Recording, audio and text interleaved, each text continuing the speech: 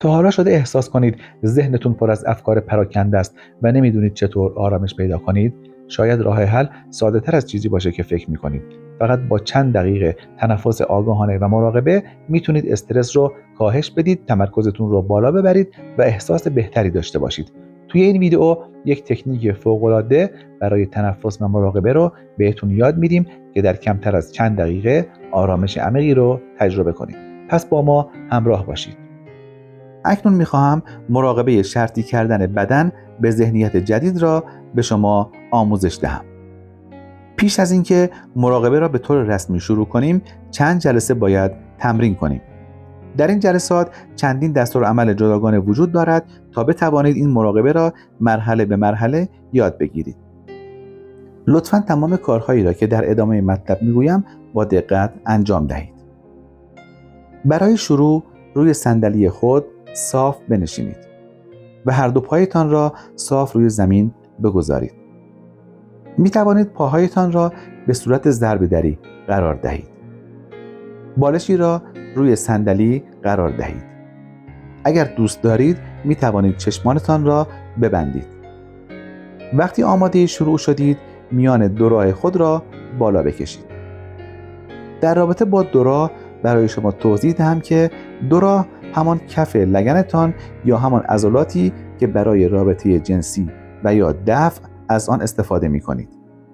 برای احساس این عضله فرض کنید که در هنگام ادرار بخواهید ادرار خود را متوقف کنید. برای این کار شما از عضله کف لگنتان استفاده می کنید. در این حالت نفس خود را حبس نکنید. عادی نفس بکشید و این عضلات را با تمام قدرت منقبض کرده و 5 ثانیه نگه دارید.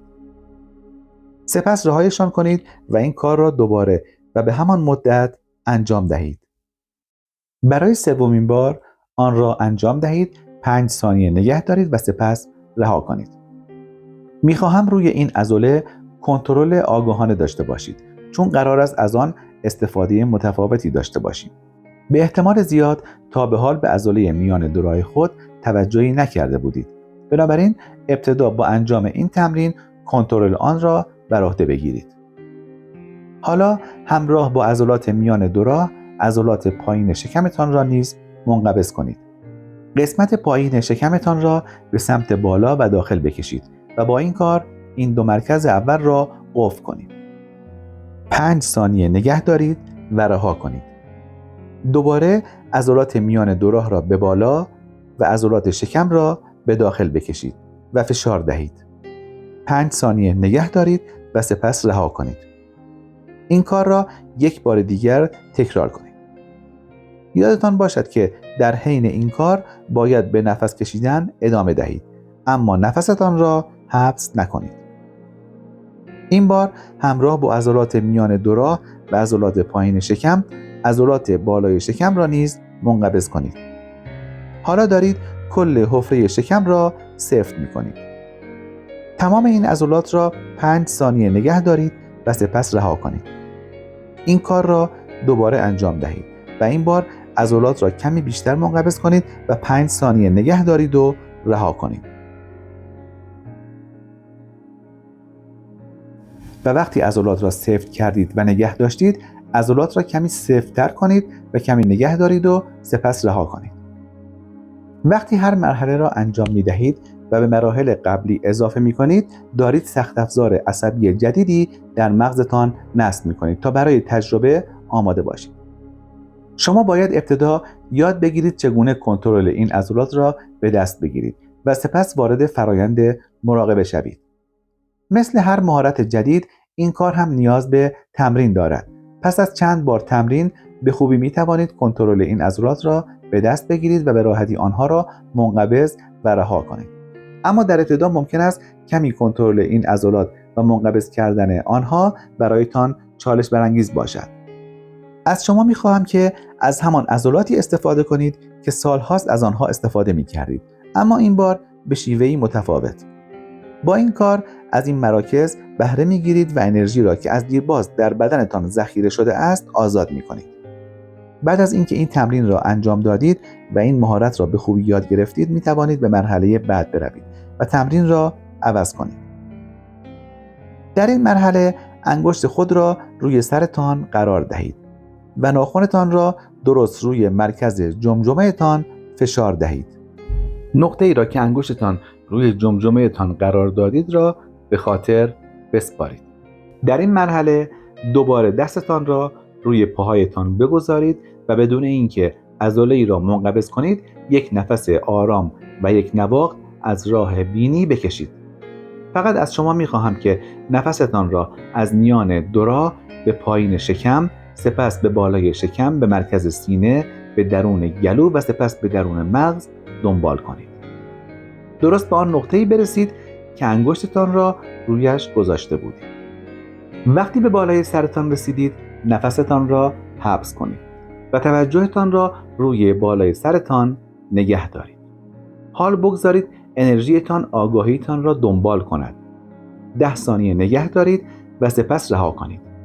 انگشت خود را دوباره روی سرتان بگذارید، سپس آن را بردارید و مطمئن شوید که وقتی انگشتتان را برمی‌دارید جای آن نقطه را حس می‌کنید. دستتان را روی ران‌هایتان قرار دهید و بار دیگر بدون انقباض عضلات نفس بکشید.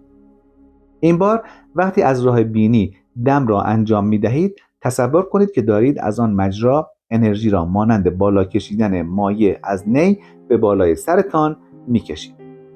وقتی به بالای سرتان رسیدید، نفستان را مانند قبل نگه دارید و بگذارید انرژی آگاهیتان را دنبال کند.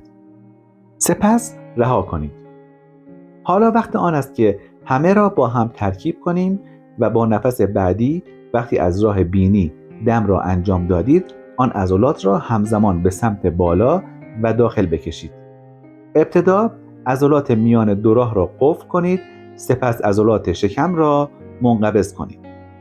وقتی دارید عضلات هر مرکز را فشار می دهید و نیتتان این است که تمام آن انرژی ذخیره شده در پایین بدن را به سمت مغز بکشانید، نفستان را از اتمام این 3 مرکز عبور دهید.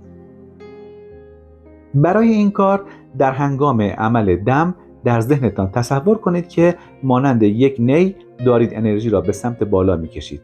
همینطور که این عضلات را می فشارید و 3 مرکز اول بدن را قفل می کنید، نفستان را بالا برده و ابتدا به سینه مرکز 4م، سپس به گلو مرکز 5م و در نهایت به مرکز 6م یعنی مغز ببرید. آن را تا بالای سرتان برده و توجهتان را آنجا نگه دارید. همینطور که عضلات حفره شکم را منقبض کرده اید، نفستان را نگه دارید. حدود 10 ثانیه نگه دارید و سپس در حین بازدم عضلات را رها کنید. این تنفس را دست کم 2 بار دیگر تکرار کنید. ابتدا عضلات 3 مرکز اول را صفر کنید، نفستان را از نخاع بالا کشیده و از تمام مراکز انرژی عبور داده و به بالای سرتان برسانید. سپس مدتی نفستان را نگه دارید و در حین بازدم عضلات را رها کنید و یادتان باشد که وقتی چنین می کنید دارید از بدنتان مانند ابزاری از جنس آگاهی استفاده می کنید.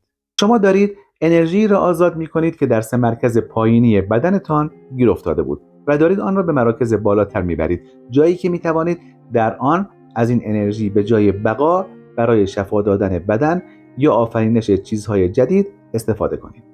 این مراقبه را چندین بار تمرین کنید. لطفاً صبور باشید و مانند هر چیزی که برای بار اول آن را یاد می‌گیرید، این را نیز باید چندین بار تمرین کنید تا در نهایت به آن مسلط شوید. در ابتدا ممکن است معذب شوید و از انجام دادن این تکنیک تنفس خوشتان نیاید. اما در نهایت اگر این تکنیک را به قدر کافی تمرین کنید، خواهید توانست تمام این گام‌ها را در یک حرکت خلاصه کنید. این تکنیک مقداری دشوار است، اما وقتی در آن ماهر شدید خواهید دید که ارزش این همه تلاش و زحمت را دارد. بعد از اینکه تکنیک تنفس را انجام دادید و انرژی را به سمت بالا منتقل کردید، آماده اید که مراقبه رسمی را انجام دهید. بهتر است که در حین تمرین به موسیقی ملایمی گوش دهید که شما را ترغیب کند و طول آن بین 4 تا 7 دقیقه باشد. سپس تمرکز خود را باز کنید و توجه خود را به بخش‌های مختلف بدن معطوف کنید. حالا وقت آن است که چندین احساس متعالی را یک به یک در خود پرورش دهید. هرچه احساستان قوی تر باشد، ژن‌های خود را بهتر تنظیم خواهید کرد. با انجام این مراقبه، چالش‌های زندگیتان را ترک کنید و آن هوش کیهانی درونتان را که به شما زندگی می‌بخشد تبرک کنید. در آخر، برای این زندگی جدید قبل از آنکه تحقق یابد شکرگزاری کنید. اگر این تکنیک رو امتحان کردید و احساس بهتری پیدا کردید، حتما توی کامنت ها تجربتون رو با ما به اشتراک بگذارید و این فقط شروع راهه. پس اگه دوست دارید تمرین‌های بیشتری برای آرامش، تمرکز و کنترل استرس یاد بگیرید، حتما کانال رو سابسکرایب کنید و زنگوله رو بزنید تا ویدیوهای جدید رو از دست ندید. یادتون نره فقط چند دقیقه در روز میتونه زندگیتون رو متحول کنه.